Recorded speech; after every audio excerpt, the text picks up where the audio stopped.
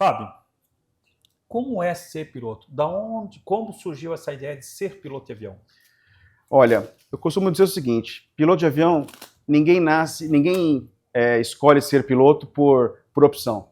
Tem que gostar. É Sim. coisa de criança, lá de trás, de pequeno, que começa a olhar para o céu, começa a ver avião, é uma paixão mesmo. Não tem, fala assim, acho que eu vou fazer faculdade de advocacia, vou fazer nutrição, não, acabo sendo piloto. Não, piloto tem que fazer aquilo que gosta mesmo, porque é uma paixão desde criança. E aí a gente vai galgando situações, vai vivendo aviação.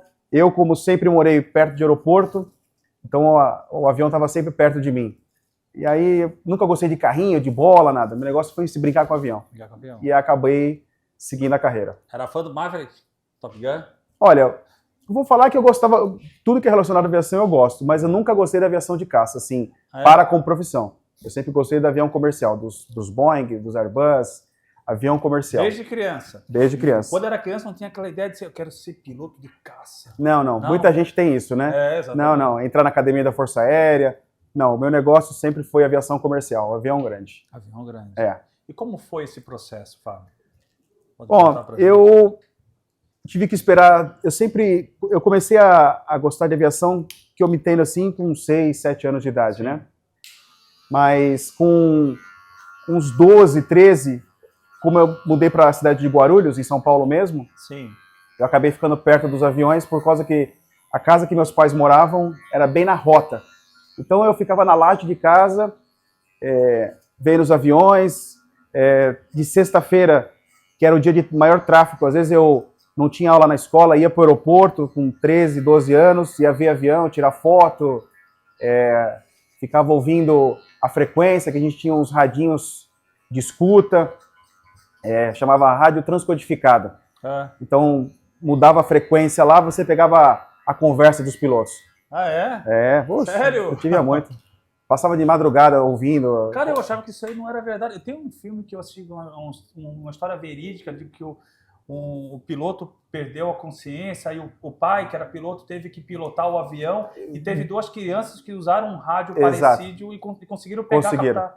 Então isso é verdade? É verdade, né? existe. Olha, antigamente eu tinha que comprar era um rádio Panasonic, de uma frequência tal lá, que aí eles mudaram, porque a frequência da aviação, ela usa de 118 MHz até 136. Então eles mudavam uma bobina lá, que acabava pegando essa frequência. E eu tive esse rádio. Então eu sintonizava a Torre de Guarulhos, ou a Torre de Congonhas. Como é que era a sensação ali? Eu ficava ouvindo, eu já aprendia, né? Eu já lia muito livro e tal.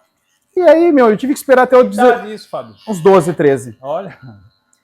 Só que eu tive que esperar até os 17 para começar a fazer o curso teórico, né? Que é o piloto privado, que é o primeiro curso que a gente inicializa na aviação. Isso foi lá no Aeroclube de São Paulo. Exatamente, piloto privado, o comercial. Piloto privado. E aí o piloto privado a gente começa com 17, porém você não pode fazer a avaliação final, o cheque, né? Tem que esperar 18.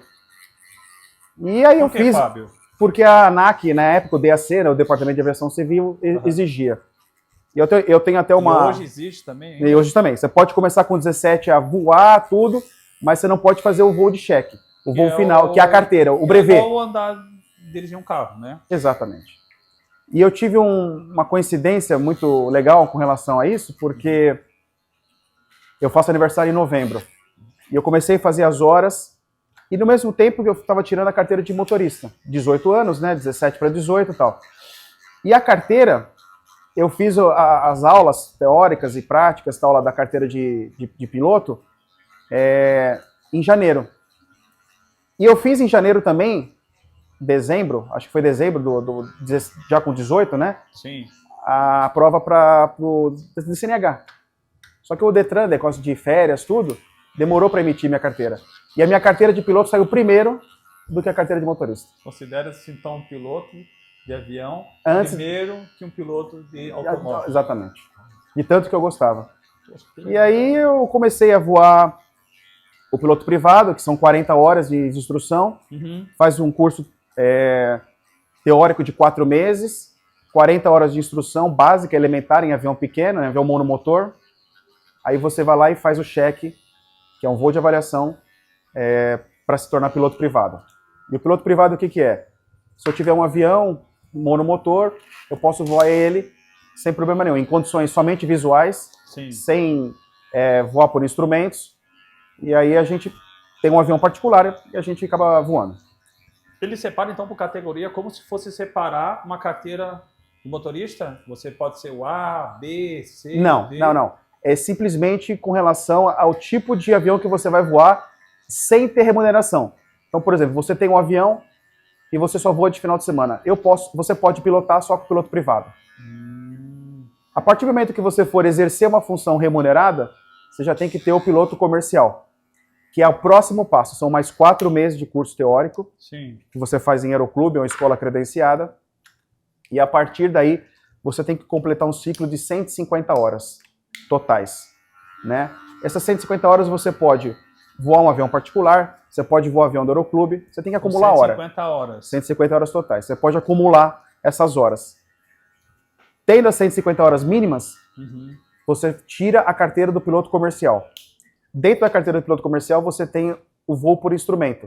Você tem que voar em torno de 15 a 20 horas de voo por instrumento, porque você só pode voar em condições visuais, ou seja, o tempo tem que estar lindo e maravilhoso. O voo por instrumento seria o simulador? Não, o voo por instrumento é o seguinte, o tempo está fechado, ruim, mau tempo, se o avião é homologado o instrumento, você pode voar em condições de instrumento também, ou seja, sem ter condições visuais de voo, sem ter visibilidade, por exemplo. Você pode entrar dentro da nuvem, de uma formação de nuvens, pousar por instrumento no aeroporto por instrumento, Sim. E você tem condições porque você foi treinado para isso.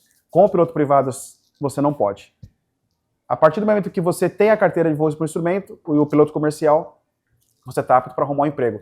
Seja ele um táxi aéreo, uma aviação executiva, um empresário ter um avião maior, você pode voar para um fazendeiro.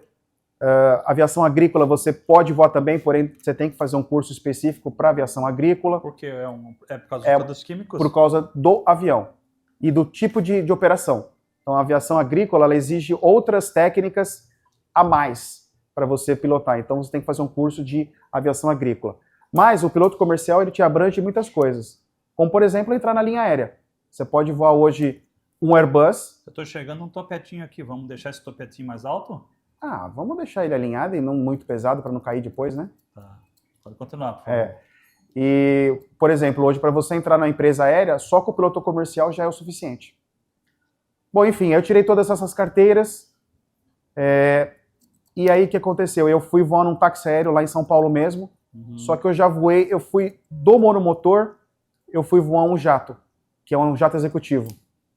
O nome desse jato é da série da Cessna Citation, e eu fui voar o Cessna Citation num táxi aéreo em São Paulo. Isso, que fazia parte... capacidade de passageiros? Ele levava 8 passageiros e 2 tripulantes. Eu era copiloto. Né? Você começa como copiloto, adquire experiência e um dia você torna-se comandante. E aí comecei a voar, voei nesse táxi aéreo e depois de 3 anos voando táxi aéreo, acumulado aproximadamente umas 2.300 horas, eu entrei com um currículo na empresa aérea, onde eu fui chamado, né, para voar como copiloto, né, inicialmente, e fiz as provas, fiz os testes, fiz teste vocacional, fiz o teste de aptidão, tem teste de proficiência técnica, eu fiz as provas, né, das matérias pertinentes.